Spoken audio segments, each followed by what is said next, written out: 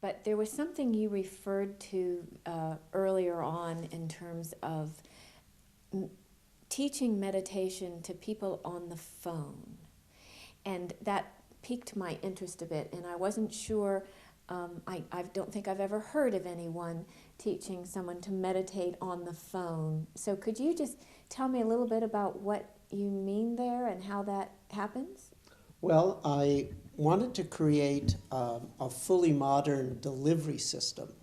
You know, after I had sort of reformulated the techniques in terms of the 5 ways, which was one tier or level of creativity, then I turned my attention towards the issue of, well, now I've got a modernized version of the classical paths to enlightenment. How do I make this easily available to people around the world?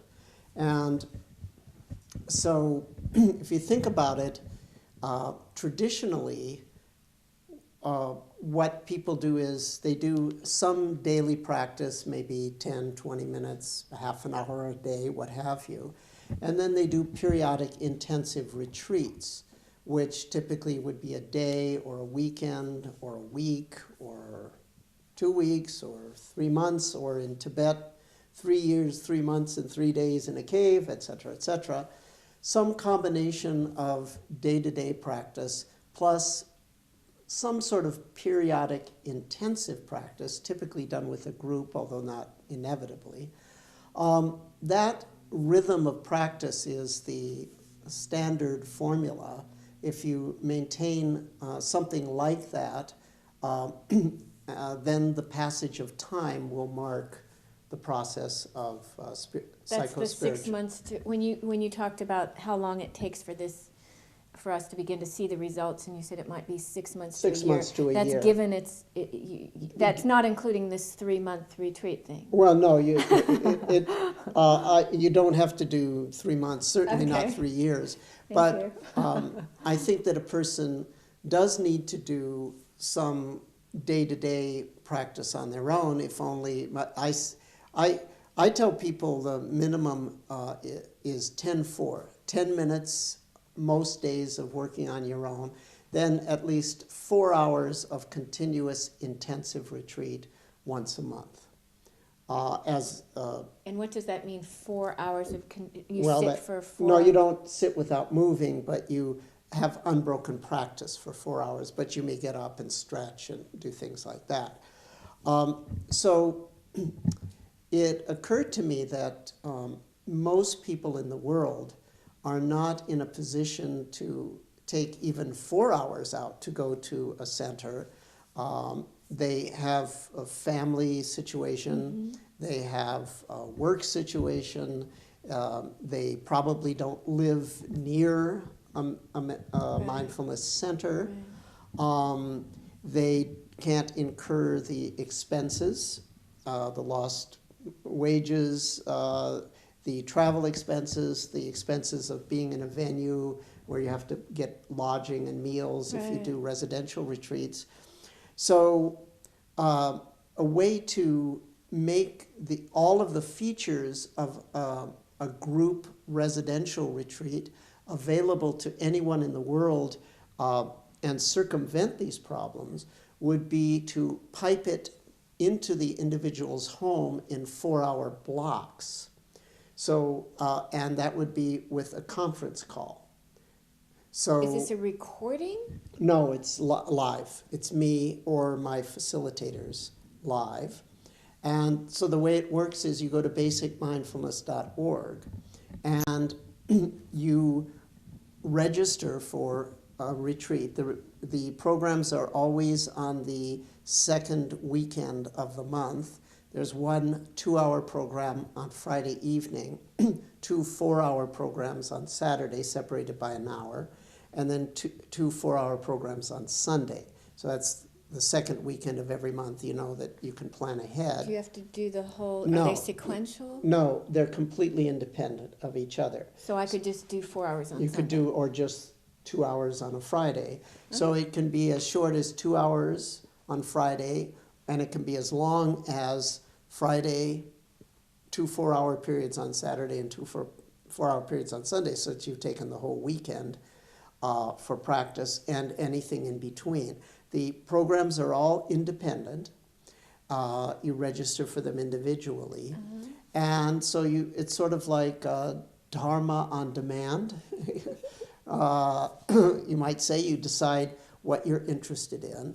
And but it's all unified around the 5 ways. I'm sorry, are you sitting there holding a phone to your head for 8 hours? No, you don't hold the phone. You either use a speaker phone or you get from Radio Shack a hands-free headset with a microphone. You know, it costs you $20. Okay. And you put that, replace your handset with the headset, so that you've got a hands-free operation. If you're going to do the programs with consistency, it's worth it to buy the headset or to get a speakerphone.